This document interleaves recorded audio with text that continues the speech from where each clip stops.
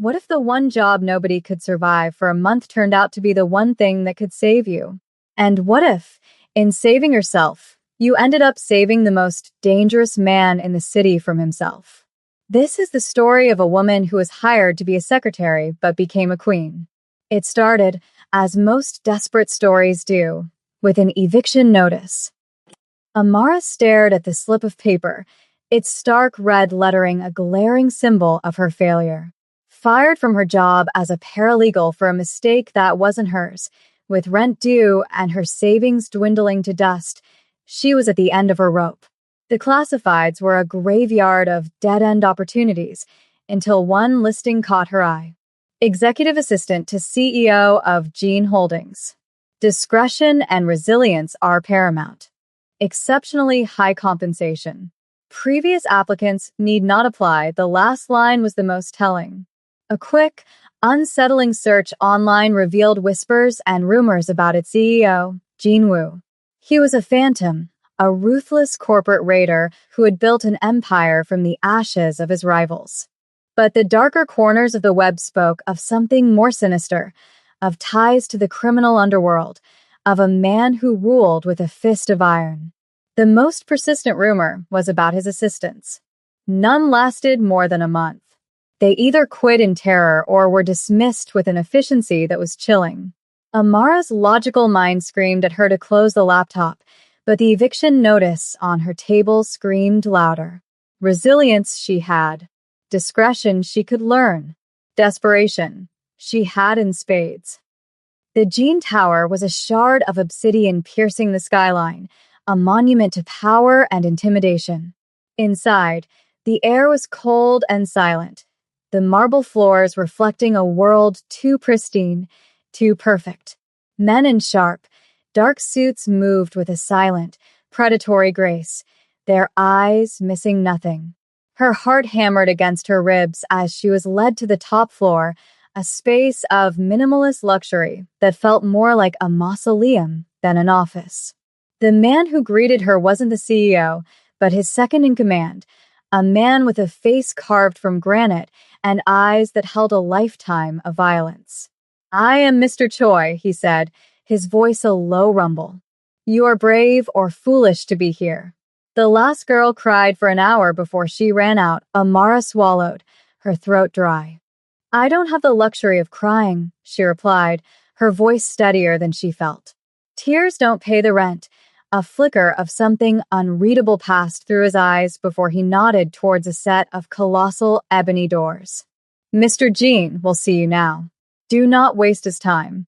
The office was an exercise in beautiful brutality. One entire wall was a floor-to-ceiling window, offering a god's-eye view of the city sprawling below. The man standing before it was a silhouette of immense power.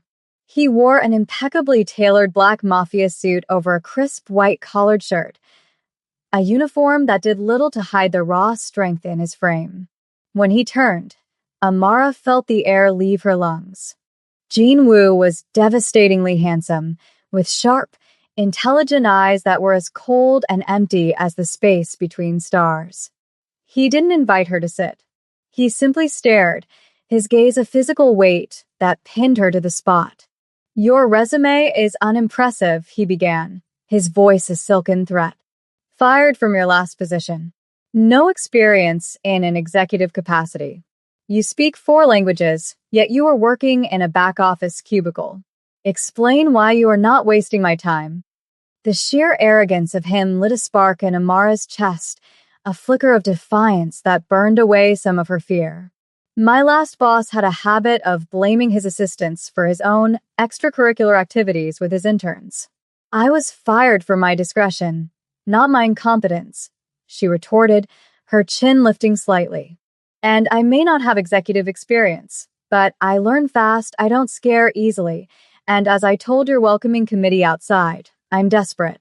"Desperate people are motivated people, Mr. Gene." A heavy silence descended. Gene Wu circled his massive desk, moving with the fluid grace of a panther. He stopped directly in front of her, so close she could feel the cold radiating from him. "This is not a normal office, Miss Amara," He said her name as if testing its weight on his tongue. The demands are absolute. The margin for error is zero. You will see things and hear things that you will take to your grave. The last 3 assistants failed. Do you know what happens to things that fail me? He left the question hanging in the air, a venomous promise. She should have run. Every survival instinct screamed at her to turn and flee. But the image of the eviction notice held her fast. I understand, she said, her voice a whisper that held the strength of steel. He watched her, his head tilted, a predator studying its strange, unblinking prey. He saw the fear in her eyes, but underneath it, he saw a spine that refused to bend. It was interesting. 1 month, he said abruptly. You have a probationary period of 1 month. You will be paid triple your previous salary. But if you fail, if you quit, or if I fire you, you will leave with nothing but the memory of this conversation. Do we have an agreement? Amara met his gaze, her own dark eyes unwavering. Yes, Mr. Jean. We do. Little did she know that agreement was not just for a job, but for her entire life. Amara's first day was a baptism by Arctic fire. She was given a desk in an antechamber just outside Jean Woo's office, a sleek, sterile space that felt like a gilded cage. Mr. Choi provided her with a tablet loaded with a schedule so complex it looked like an algorithmic equation for chaos. Corporate takeovers were listed next to cryptic entries like package reception at Pier 7 and dinner with a serpent's head. Her job was to make it all flow seamlessly. The other employees treated her like a ghost, their eyes sliding past her with a mixture of pity and fear. They knew the history of that desk. It was a cursed post. Around noon, a whirlwind of charm and mischief blew into her pristine cage. Well, you're new, a cheerful voice declared. She looked up to see a young man who shared Jean Woo's handsome features, but none of his chilling intensity. His eyes sparkled with humor, and his smile was a disarming flash of white. I'm Dae Huin. And you are the brave soul who's taken the suicide seat. Amara raised an eyebrow. I was told it was an executive assistant position. Dae-hyun laughed, a bright, genuine sound that felt alien in the oppressive silence. That's just a polite term for it. My brother, Jean Woo, eats assistants for breakfast. So, what's your name, brave soul? Amara, she said, a small smile touching her lips despite herself. And I'm more of a lunch person. I plan on sticking around for a while. Dae-hyun's grin widened. He leaned conspiratorially over her desk. I like you. You've got fire. But a word of advice, never, ever touch the coffee machine in his office. It has to be calibrated to a specific temperature, and the beans are sourced from a single mountain that he probably owns. The last girl, she used tap water. We haven't seen her since. The casual way he said it sent a shiver down her spine, but his playful demeanor made it hard to tell if he was serious. He was a confusing mix of light in a very dark place. Her first major task was to arrange a dinner meeting between Jean Woo and a rival family's patriarch. The instructions were precise and paranoid. A neutral location, no staff that wasn't pre-vetted, specific dietary restrictions that read more like a list of potential poisons to avoid. She spent hours coordinating, her old paralegal skills for cross-referencing details kicking into high gear. She confirmed everything twice, feeling a small surge of pride. Then, disaster struck. An hour before the meeting, she received an alert. The 5-star restaurant she had booked had a gas leak. It was being evacuated. Panic seized her, cold and sharp. Canceling was not an option. The instructions had made that clear. It would be seen as a sign of weakness, an insult. This was her first, and probably last, mistake. The call came less than a minute after the alert. Jean Woo's voice on the intercom was terrifyingly calm. My office. Now Amara's blood ran cold. She took a deep breath, straightened her dress, and walked towards the ebony doors, feeling like she was marching to her own execution. Jinwoo was not at his desk. He was standing by the window again, a monolith of silent fury in his black Mafia suit. The tension in the room was so thick she could taste it. "The reservation at the Onyx Club," he said, his voice dangerously low. "It has been compromised. It wasn't a question. There was a gas leak, Mr. Jean. The entire building was evacuated less than 5 minutes ago," she explained, her voice remarkably steady. "I am already working on a solution." He turned slowly, and the look in his eyes made her want to physically recoil. It was a glacial inferno of controlled rage. "You are working on a solution? Did I hire you to prevent fires before they start? This dinner is not about food. It is about power. Your failure to secure the location is a sign of weakness." "It makes me look weak," he advanced on her, his presence overwhelming. "A competent assistant would have had 3 contingency plans. You have none." This was it. The end of her 1-month trial. But something inside her snapped. The fear was still there, but it was overshadowed by a surge of indignation. She had worked her entire life to be meticulous, only to be railroaded by incompetent men. She would not let it happen again, not even with this powerful Korean mafia boss. "You're right," she said, her voice clear and cutting, shocking them both. "I should have had a contingency plan. But you hired me 7 hours ago. I was given a dossier on your rivals that reads like a war criminals shopping list. I secured a 5-star, neutral location with a fully vetted staff in under an hour. I can't predict a gas leak, Mr. Jean. I'm an assistant, not an oracle." The silence that followed her outburst was absolute and terrifying. Jinwoo froze, his eyes widening almost imperceptibly. No one had ever spoken to him like that. He stared at the woman before him, this seemingly fragile creature who was now looking at him not with fear, but with a blazing, defiant fire in her eyes. The rage in his chest, which had been a roaring furnace, flickered and changed into something else, something he couldn't name. It was a confusing, unwelcome flicker of respect. Amara's heart was pounding. She waited for the words, "You're fired," to slice through the air. But they never came.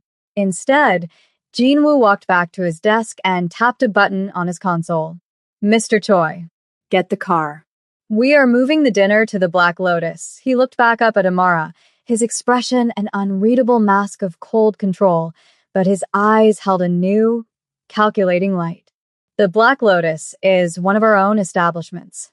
Our rivals will see this as a power play, hosting them on my own territory. Your mistake has forced my hand into a more dominant position." He paused. "Call the other party. Inform them of the change of venue. Your wording must be precise. You are not apologizing. You are informing." Amara stood stunned. She wasn't fired.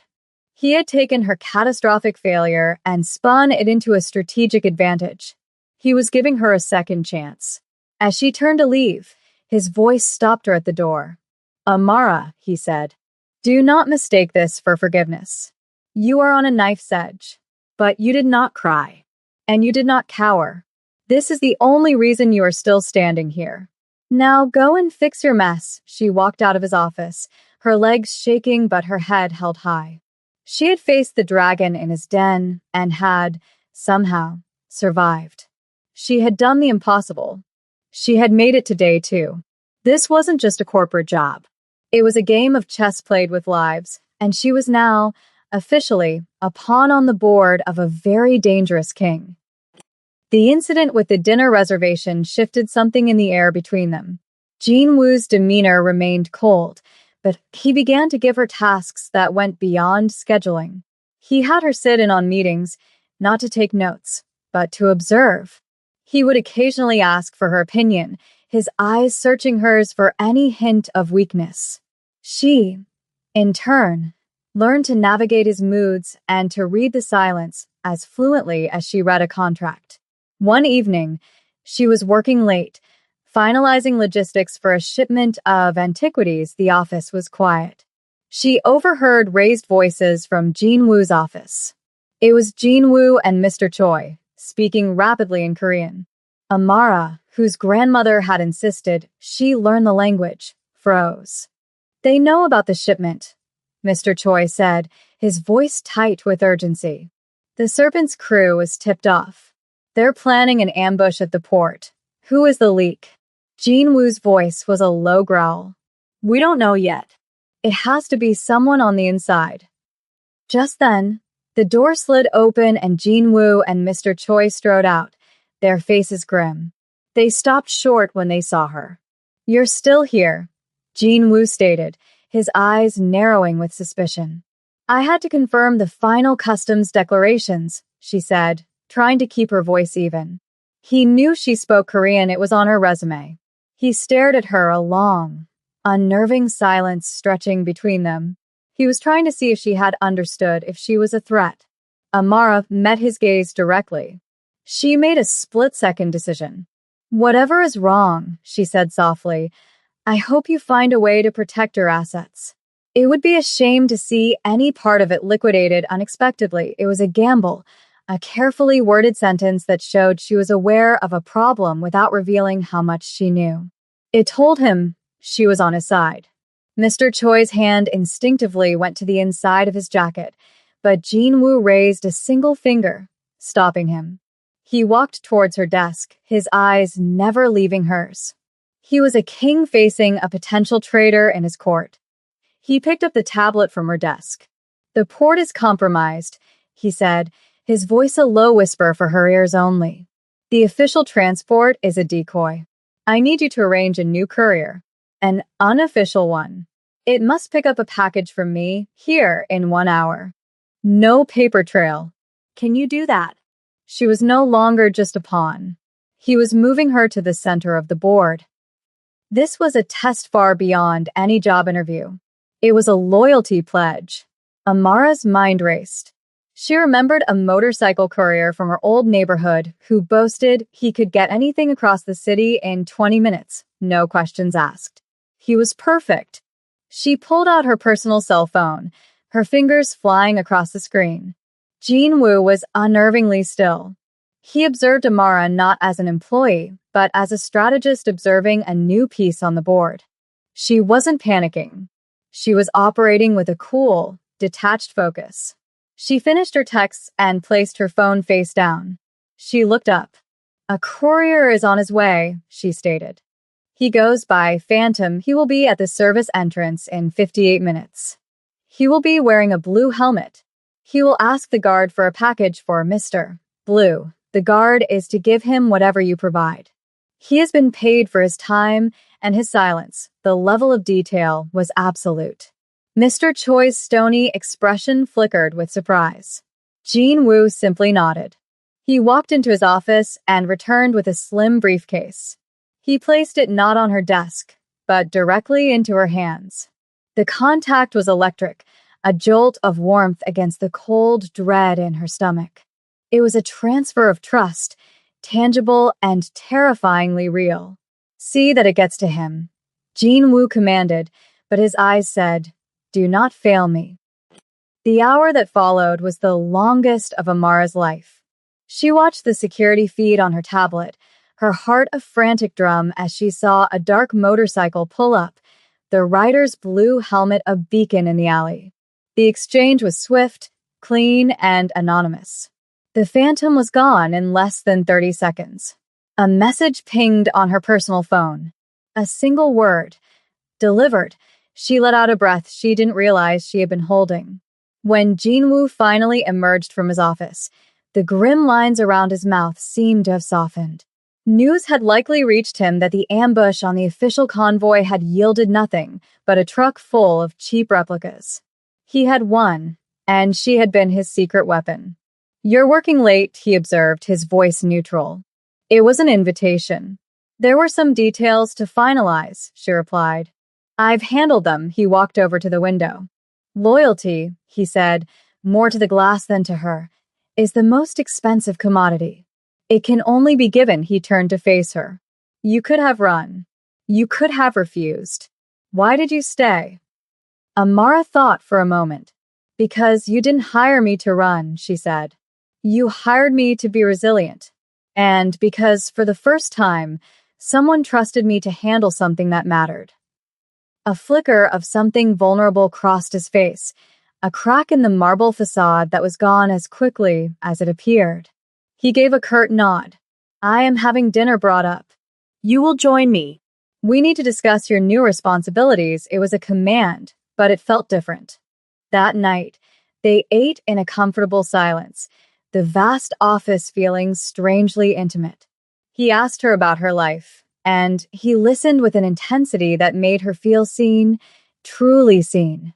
She, in turn, found herself watching the way a small smile would ghost his lips, the way his cold eyes would warm for a fraction of a second. The ruthless mafia boss was still there, a dangerous undercurrent to every word, but she was beginning to see the man underneath, isolated, burdened, and utterly alone. The next few weeks marked a seismic shift. Amara became Jinwoo's shadow, his confidant. He valued her sharp intellect and her outsider's perspective. Her office was moved into his vast suite, her desk placed at a right angle to his, a symbol of their new partnership. The rest of the organization took notice.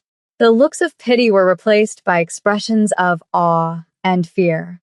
She was the woman who had tamed the dragon.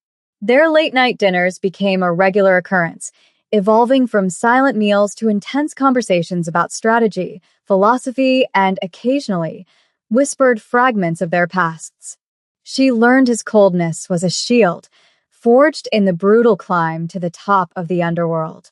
He learned her occasional clumsiness was a charming quirk that belied a core of unshakable integrity. The true test of their new dynamic came with an invitation to the annual Black Diamond Gala, a neutral ground where the city's elite, both legitimate and otherwise, came to mingle. As a powerful Korean mafia boss, Jinwoo had to attend. You'll be coming with me, he stated. I need your eyes and ears the night of the gala, a long, elegant box arrived at her apartment. Inside was a gown of deep sapphire silk that shimmered like a captured night sky. There was no note. When she met him in the lobby of the tower, he was breathtaking in a tailored tuxedo. His eyes swept over her, and for the first time, she saw him look at her not as an asset or an advisor, but as a woman. The cold control in his gaze was replaced by a raw, possessive heat that made her skin tingle. The gala was a glittering pit of vipers. Amara stayed close to Jinwoo's side, his hand firm, guiding presence on the small of her back, a silent claim that did not go unnoticed. While Jinwoo was cornered by businessmen, Amara stepped onto a balcony for a breath of fresh air. A hulking man blocked her path. She recognized him from Jinwoo's files. Marco, the serpent's head, the very man whose ambush she had helped foil. You're the new girl, Marco rasped, his eyes crawling over her. Yinvespet. He must be getting soft. Amara stood her ground. I'm nobody's pet, she replied, her voice steady. And I'd advise you to watch your tone, Marco chuckled. You have claws. I like that. But claws can be broken. Jinwoo is making enemies. A smart girl would know when to abandon a sinking ship. He was trying to intimidate her, to buy her. My ship is quite seaworthy. Thank you, she said coolly. And my loyalty isn't for sale. Before she could move, a voice cut through the tension, smooth as silk and sharp as a razor. Is there a problem here? Jinwoo had appeared as if from nowhere, his posture relaxed, but his eyes holding a murderous promise. Marco's sneer faltered. Just making a new acquaintance, he grunted, before disappearing. Jinwoo turned to Amara, his eyes searching hers for fear. Are you all right? He asked, his voice low and laced with a concern that was achingly real. I'm fine, she said, a little breathless. A slow smile touched Jinwoo's lips, a rare and devastating sight. You never cease to surprise me. Just then, the orchestra began a slow waltz. Without a word, he took her hand and led her to the dance floor. He pulled her close, his arm wrapping securely around her waist. The world melted away, leaving only the two of them. You weren't afraid of him, he murmured against her hair. I was terrified, she confessed in a whisper. But I've learned from my boss. Never let them see you weak, he pulled back just enough to look into her eyes. The space between them crackled with an energy more potent than any business deal. His gaze dropped to her lips, and for a heart-stopping moment, she thought he would kiss her right there, in the middle of a room full of their enemies. The moment on the dance floor lingered between them, but the underworld never sleeps. Amara couldn't shake the feeling that Marco's confidence on the balcony felt too secure. She began to work with a quiet, obsessive focus, cross-referencing every piece of data she could access. She was looking for a ghost in Jean Wu's impenetrable system. The clue came from the gala's security logs. She noticed a woman she recognized as Jean Wu's ex-girlfriend, Bianca, a woman who had supposedly left the country years ago after a bitter breakup, having a discreet conversation with one of Jean Wu's most trusted senior executives, Director Evans. Working late into the night, she delved into Evans' communications.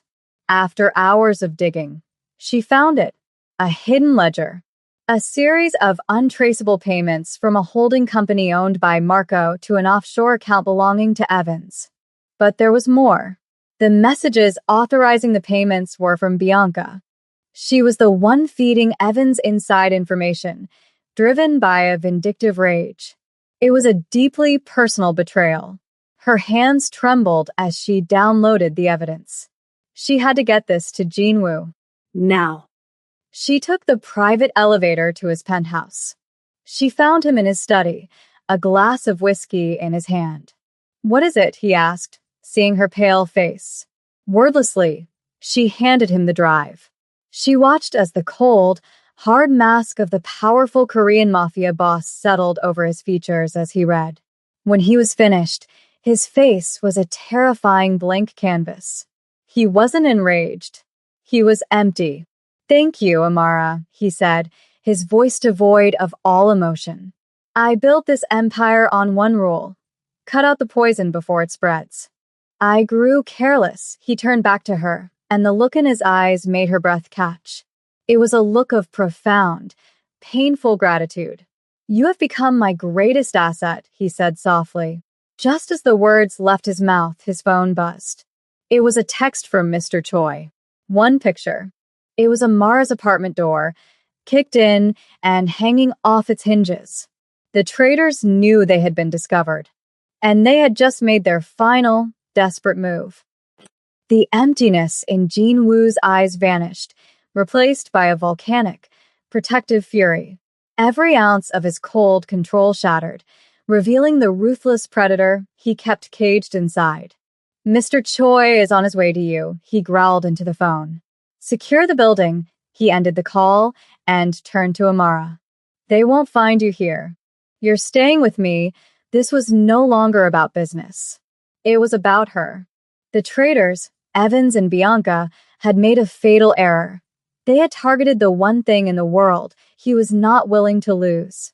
The next few hours were a blur of controlled chaos. Jean Wu, with Amara at his side, orchestrated the takedown of his enemies with chilling efficiency. Mr. Choi's teams moved like ghosts through the city, apprehending Director Evans as he tried to flee the country. Marco's operations were systematically dismantled, but Bianca remained in the wind.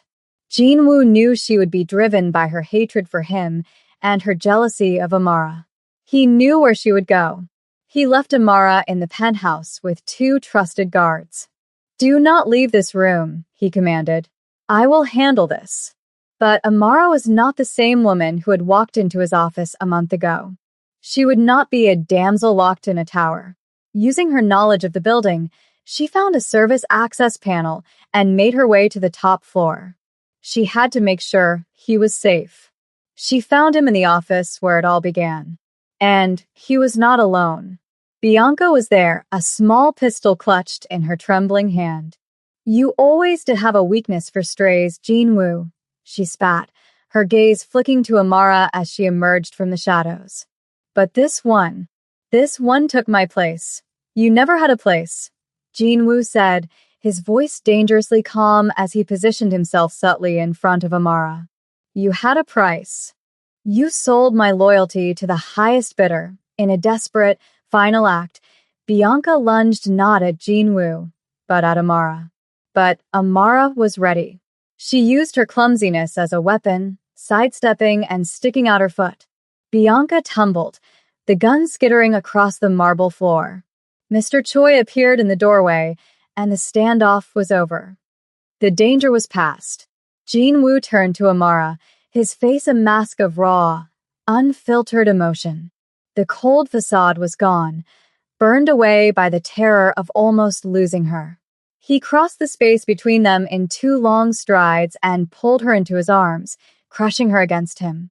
I thought, he began, his voice thick and unsteady. Don't you ever do that again. Don't you ever put yourself in danger for me. She looked up at him, her own fear melting away in the warmth of his embrace.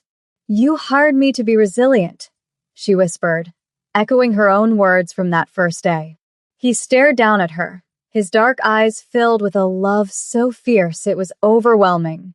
I hired an assistant, he murmured, his thumb gently caressing her cheek. But I found a queen, and then he kissed her. It wasn't a gentle kiss. It was a desperate, passionate declaration, a culmination of every unspoken word, every shared glance, every moment of tension and trust. It was the sealing of a new dynasty, built not on fear, but on a loyalty that had been earned in fire. Weeks later, the Jean Holdings tower felt different. It felt like a home. Dae-hyun greeted Amara every morning with a cheerful morning, sister-in-law, and even Jinwoo's formidable mother had given her a rare, approving smile. Amara stood beside Jinwoo, looking out at the city that was now theirs. She was no longer a down-on-her-luck secretary. She was a woman who had walked into a wolf's den and had not only survived but had calmed the beast and captured his heart. She wasn't just the woman who lasted more than a month. She was the woman who changed the game forever.